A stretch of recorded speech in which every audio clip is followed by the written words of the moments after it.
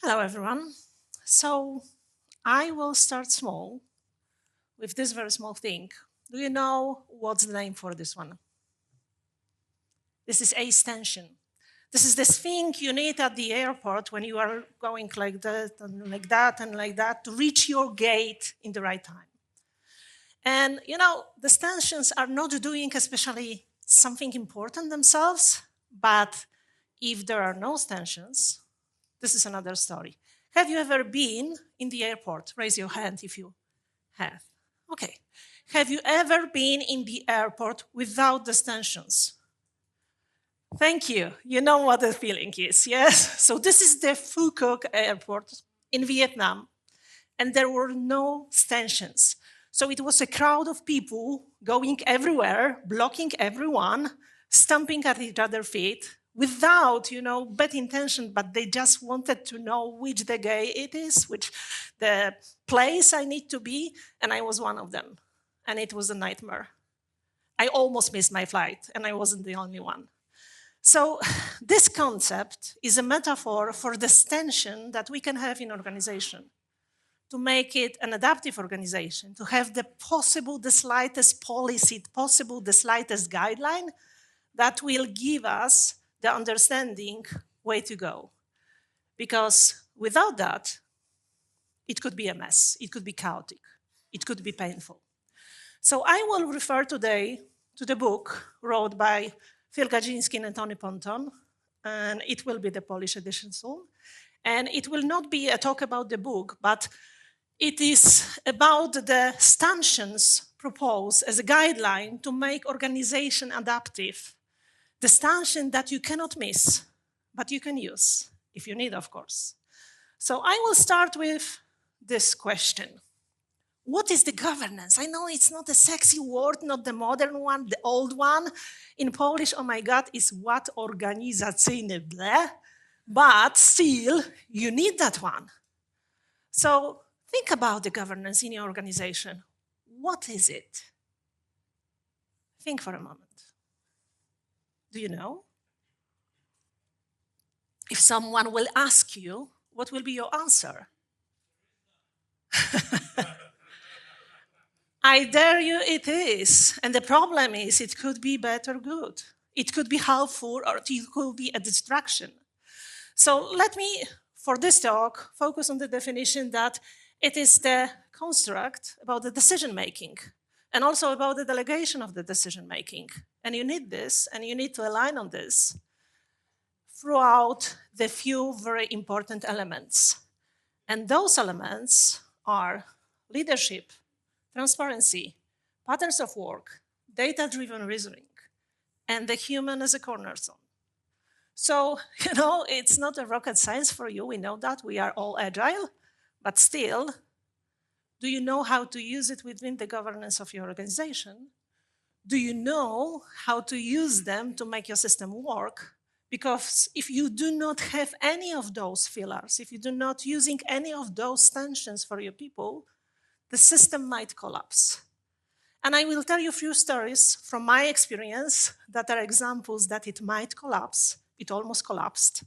So let's start the stories with the first one, conductive leadership.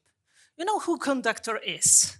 This is this person who is, if I will ask you to make a noise that the cat is doing, could you give me this noise?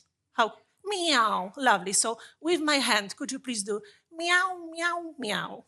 Come on, meow, meow, meow, meow, meow. Thank you, this is your part. And how about you? Do you know what the dog is doing? What's the noise of the dog? Lovely, but you are, this brutal dogs, you are doing ho, ho, ho, ho, ho. Ho, ho, ho, ho, ho. Ho, ho, ho, ho, ho. Meow. Meow. Bravo! So is it my music or your music? This is your music, you did it. You know what the cat doing, you know what the dog doing. You can see my hands, you can do the rhythm. And that's the conductor job. It's not about telling you now, catch your watch, and in 5 seconds you do meow, repeat, meow, 5 seconds, meow, yeah? It wouldn't be so pleasant. It wouldn't be so nice. It will take a long time to do so. So it is like Victor said in his keynote, I'm throwing the concept at you. You have the knowledge, you have the experience, you know how to do it, and you are doing this. And I can just conduct this music based on your talent and your engagement into it. And this is what is conductive leadership about. And of course, here is the definition. You can find definition in the book. You make a photo. I will not read that. You can read it for themselves. I will tell you a story instead. So this is a real story about a real backlog. Hello, Victor. You talk about wrong backlogs a lot. And I believe there are people in this room that can remember this particular backlog.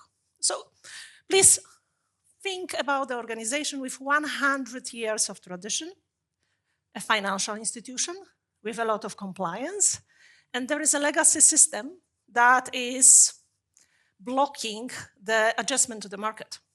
And the people were trying in traditional way to get rid of this vendor lock, to get rid of this legacy system. And they failed over and over again. Instead of the piles of the requirements written by different consultants, very expensive and keeping different standards, they failed and failed over and over again. And that's when it was idea to build an agility program in the island. So in this island, there was no governance copied from the traditional hierarchical financial institution. It was okay to build a different governance, and they did. They started from the few people that understood the intent. They know that market needs something new.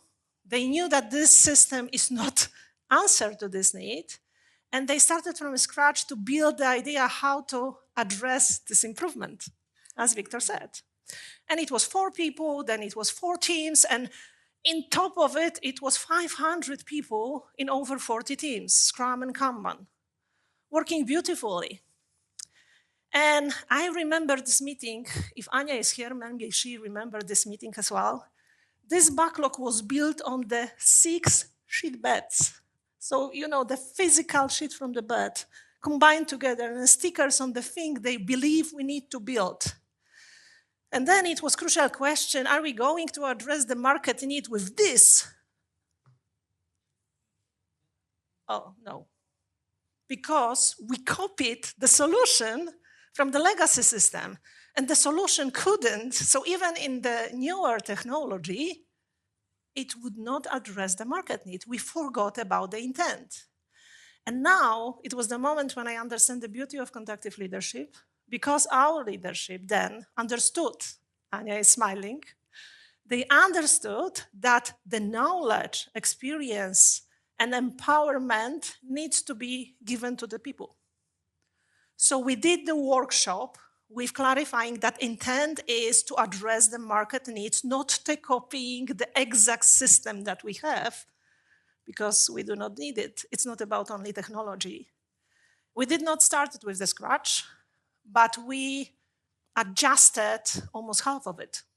We started with small improvements. We tested it. We had collaboration sessions, the biggest I remember, 180 people split it into sub-teams, and then the outcome of it combined together. And you know what? It worked. This is the implementation Tomek mentioned. It's an Everest project. So in Everest project, I've experienced firsthand how important conductive leadership is. Because if leadership thought they knew, they didn't. They trust people, they empower people, they created an environment when they can, like conductor, to show intent and direction, and people build the solution that is addressing this intent. So this is the story. I would like you to remember from this story that leading with intent is important not only at the very start, throughout the journey. That the clarity of focus is important as well, because need to focus on this intent, and the solution is just something that is coming by to help to address it, not the goal itself. And we need to acknowledge cognizance and responsibility that people have, not only leadership, all of them. And with this, we can enable collaboration. So I'm really grateful for your keynote, Victor. And then the magic will happen. So it is said that a little movement can help with reflection and with listening. So I would like you to stand up. And I would like you to think about the one thing you can do in your organization to improve conductive leadership, and with this thinking, make a bow like conductor is doing to the people. Thank you. That was the first stanchion.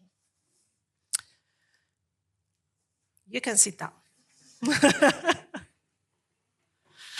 So the second stanchion is sensible transparency. And both words are important. Sensible is important and transparency is important. And do you want to know the truth? Talking professionally in your organization, do you want to know the truth? Do you want to know all the truth? All of them, every simple details. How many this set of pages that someone printed cost, for example? Not necessarily, because it will be a burden, it will be overwhelming. And sometimes there is also the knowledge that manager, they do know, and it is not time yet to share, because it is not blocking people from making their job and the decision, but it can make chaos. So sensible transparency is about the sharing this truth that you need to share in the simplest way across organization without fear to help people make the right decisions at the right time. This is sensible transparency. And sometimes it's about sharing the harmful things, the things that can harm, in the way that will give people understanding that they have their dignity, and they have the organization's respect. And this is the emotional story we had. Anya, can you remember that? When after the big success I've just shared with you, we deliver, it was 6 years, and we delivered this thing that addresses market needs. But then, from these 500 people, we needed to lay off 300 because they did their job, and we can address business as usual with 200. And that was the knowledge we needed to share in a way that is respectful and in the way that will make clear that we do care about people and we appreciate the work they did. It's just finished. So this is the story about the change we as a leadership were aware of, and we needed to design very carefully the dialogue with the people we do care about. So there are 4 groups of people in this situation. There are people that want to stay and you want them to stay. There are people that want to stay, but they are not necessarily fit for the work that is in the future. There are people that don't want to stay and you want them to stay. And there are people that don't want to stay and you don't want them to stay. That's easy. And the question is how to design the conversations that is the best order to address the most possible win-win solution. And we were thinking about this is the leadership, and then we were thinking about this in wider group with the middle management, and then we started this conversation from the people that we want to stay and we hope that they want to stay.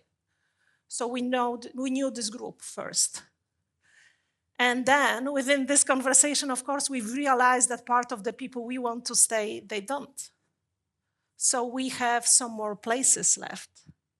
So it was another iteration and another iteration. But think for a moment, if we will start this conversation without the wider acknowledgement what is happening, did the other part of the organization will know? Of course they do. The corridor is always full of gossip, and we would like to avoid gossip. We would like to share the message. So we said, this is a situation. In 6 months, that was the time we decided to let people know. In 6 months, we will need 205. And we would like to take care about every single person by giving the opportunity to work here or taking care about the other opportunity, because we do have friends. We do have friends at consultancies. We do have friends at other organizations that we know are starting the change that we just finished. So this is the exceptional talent to share. And we made those contacts, and we shared that with every person that we cannot give the opportunity to stay, we will give the contacts and opportunity to work somewhere else. And that was design, and that was shared upfront. And then we had the series of difficult conversations, some of them happy, some of them sad. But I can say truly, truly, that no one was left behind. And I am very proud of it. I am very proud of it. This is the sensible transparency in practice example I wanted to share with you. And of course, there are many, many more. So if you have a thing that you need to share with dignity and with respect, please think about it, how possibly you can do it in the most light way, because it should be something you can just give to the people and maintain this, or it should be something that you need to talk about. There are differences. But always think that this is something you need to share because people need to make a decision in the right way, in the right time, nothing more and nothing less. So that was the second stanchion. And yes, it will be an exercise, so I ask you to stand up. So think about something you need to share, and you don't know why, and you don't know how, you don't know how yet. And with thinking about this and trying to design the way how to share it, look at the people on the left of you and look at the people on the right of you. And I hope you find a way. You can sit down.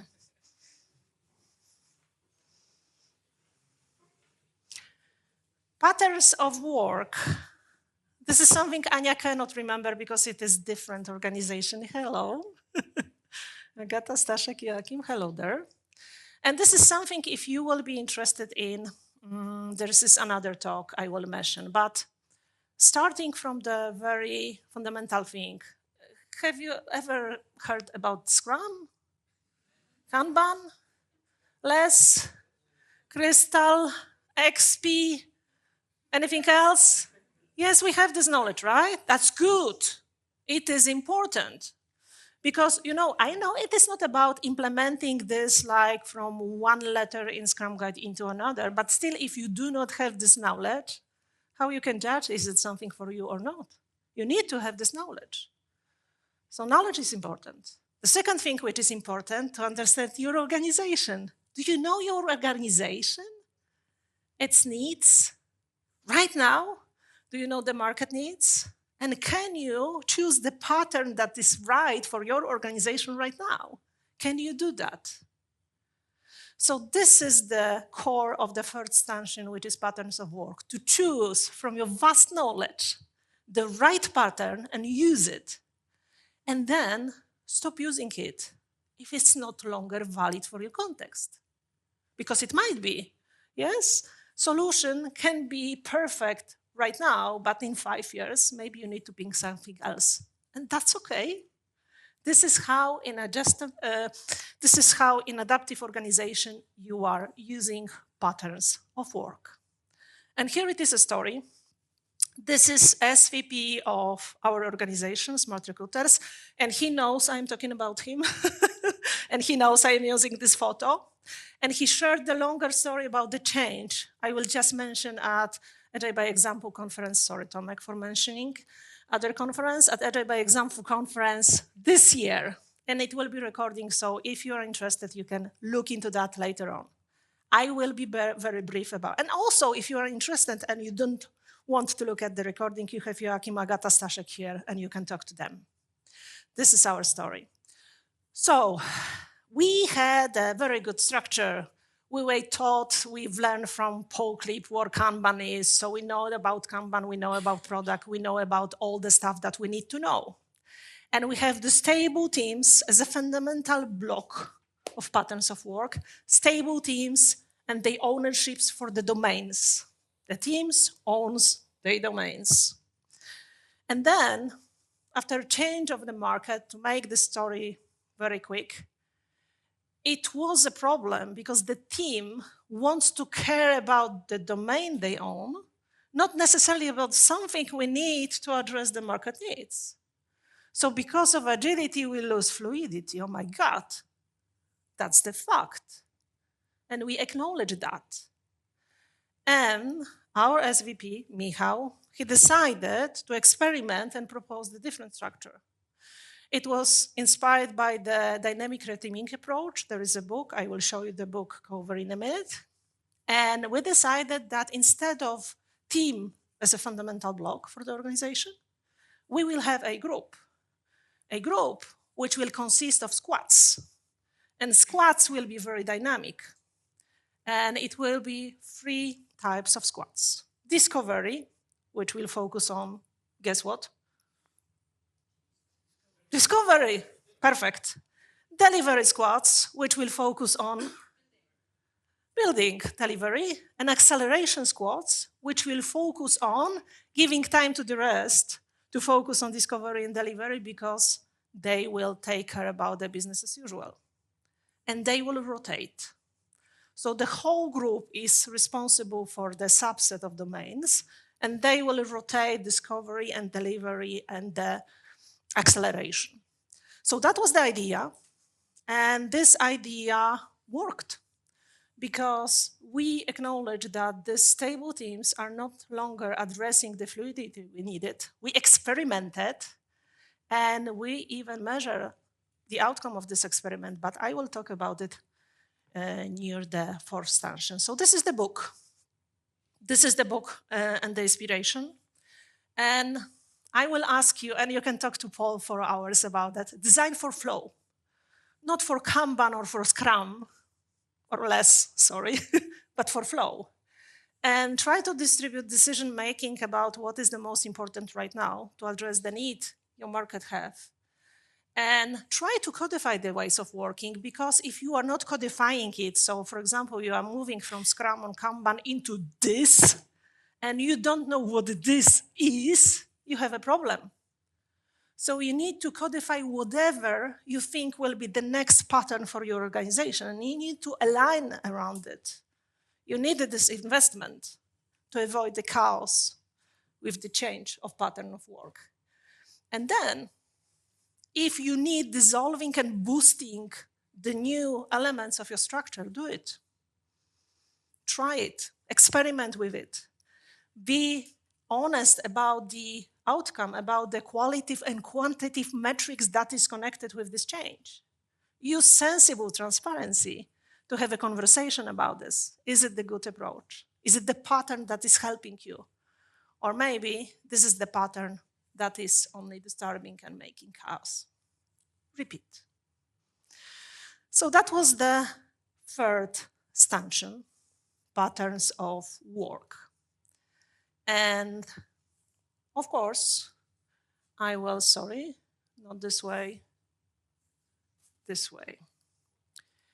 I will ask you for an exercise. So think about patterns of work in your organization. Think about the patterns that are blocking you. Think what you can do with that. And I will show you the rhythm and try to repeat that. You do not need to sing. Thank you. You can sit down. The next one is the unicorn. It's something like the agility. All of us are talking about it. Very few organizations are doing it. It is data-driven reasoning. Yeah? So are you data-driven? Of course we are. You can see on the slides, yes, of course we are. But maybe you are just data literate. You understand what data is. You can clarify it to the other. Maybe that's it. Or maybe you are even better. You are data informed. So you can say, yes, regarding this metric, qualitative or quantitative, I am 50.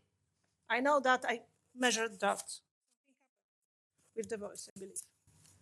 Can you hear me? Yeah. So you can be data informed.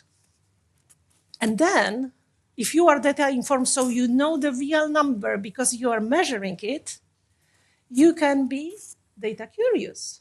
So you know it is 50. So what does it mean? Is it good or bad? Do we want it to be 60 or 20 maybe? So based on this curiosity, you can go and be data-driven. Because based on this curiosity, you can formulate the question, you can formulate the experiment, you can formulate the actionable improvements and action based on the data, not based on the facts, not based on the gossips, not based on the opinions. So data-driven reasoning is moving from the opinions, from the gossip, from the gut feeling into real data that you are gathering, you are making visible, you can clarify to the other. So it will be the story, the continuation of the other story. When we did the experiment in smart recruiters with the dynamic reteaming, we did measure that after, what was that, 9 months? Something like that. And you know, the answer, how the people feel, it's not a one story, it's many stories here. So maybe it is helping somehow, it's helping to focus on delivery. So you can have an answer for the part of the change that was connected with bootstrapping the acceleration squads. And the answer is, yes, it helps, but the other answers, the other stories, it is chaotic and we don't like that. And the psychological safety is not like it was before. So based on this real set of data, we can design the better change, or we can improve the work patterns of work we have already, because we know how people feel. And on the other side, we measured something else. We measured KPIs, how change KPIs after this change, and we have better lead time, we have better cycle time, we have better KTLO, less bugs leaked from one environment to the other. So the question, is it helpful based on the KPIs approach? Yes, it is helpful. Is it already implemented regarding our culture? Is our psychological safety okay? Depends. Can we do that once again? Probably yes. Can we do that better? Of course we can. How? Let's look at the data. So this is how data-driven organization can perform experiments. Even something that you think you cannot measure, you can. If you cannot, talk to Tom Gilp. He will teach you how to measure that. And that was the 4th stanchion, and you know the drill. Yeah. This stanchion is, in my opinion, the most difficult. So the exercise, the simple stretch, will be the most difficult as well. Think about the data maturity in your organization. Are you data literate? Are you data informed, data curious, or maybe data driven? And do this little stretch and think how you can make it a little better. And maybe like this as well. Second stretch. Thank you. You can sit down.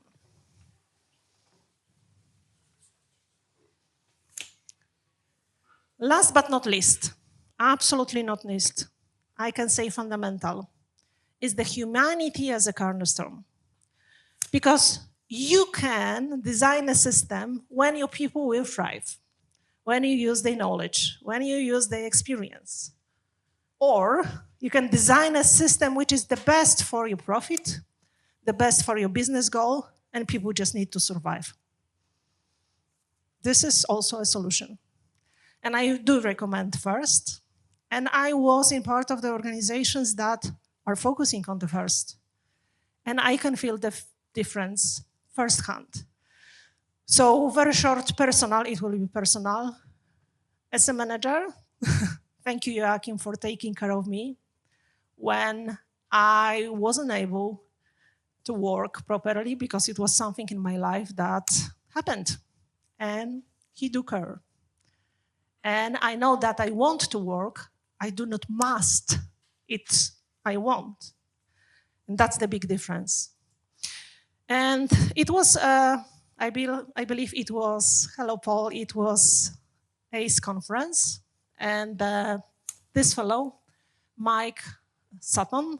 He delivered a beautiful lecture about how to set up an organization with the genuine care about people. And after the lecture, I came to him and I said, hey, lovely lecture, thank you very much. Can I ask you about this and that? And he stopped me in the middle of the question and he asked, do you care? I said like that, about what? About the people you work with. Of course I do. How? Okay, so I was elaborating shortly about the ways I am caring about. So I elaborate about the ways I am working with my people. I've shared some practices. I've shared some collaboration sessions that were happening. And he was listening to me like that for a few minutes, judging. And then he said, okay, I can have a coffee with you.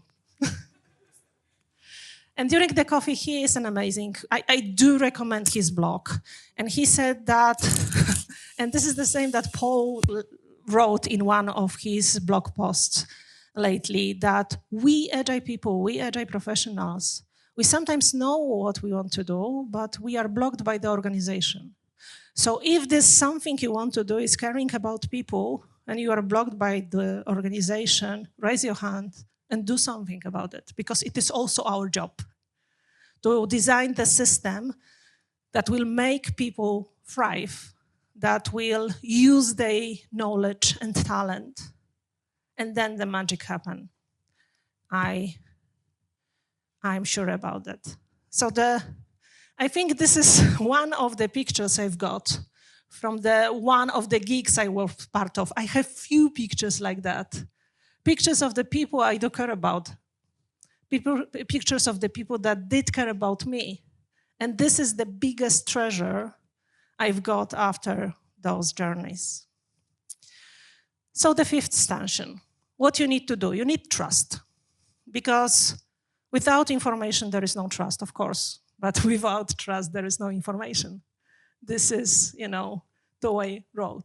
Also, always assume good intentions. Even if someone was sharing with you something which is, like that, please assume good intention and let's have a conversation about it. Of course, there are situations like being asked twice, maybe not fifth time the same harmful message, but still. Assuming the good intentions in one of the programs was the big card on the wall when we were stressed, because it was a situation when we were very stressed, and we started to quarrel at the meeting, and one of the manager came and posted it. Assume good intention. We are here to collaborate. We love each other, and stop this quarreling.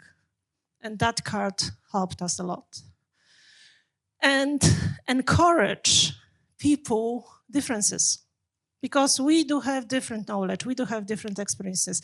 We are different. I am slower, you are faster, or the other way around. I like talking to people, you like talking to machines, and that's fine. Encourage those differences, because the world is beautiful because we are different, and your work will be even better if you use all the different spectrum of the talent and knowledge. And involves those around you in a change process. Of course, you are a change agent, I am a change agent, and we need to start, and we need to lead by example, but then you need the people. The sooner the better. Share with them your idea. Encourage them to be a part of it. And let's make this change together. And, of course, an exercise. Stand up, please. This is the last time you can do it. You are doing great. Think about the person in your professional work, you do care about. Think about this person and wave to this person or to the group of them. Hello there. Thank you. So, as you can see, it wasn't about the book. Book is here. Book has different stories based on the author's experience. This is my experience. And of course, this is a tool you can use. So we can just use this tool. I cannot do it right now. I can do it like this. So this is the maturity assessment. It is free. I will send you a link with the slides if Tomek allows. You can click through it. It is a 50 questions, 10 questions for every stanchion. And as the answer, you will have quite shallow, but still assessment. If you will, after this assessment, want to start a conversation with me or with Tony or with with me or Tony or with Phil, we will be happy. And I'm sorry to use the time for Q&A, but it was a big pleasure to talk to you. I am Ewa Koprowska, and that was Govern Agility based on my experience. Please remember about the 5 stanchions. Thank you.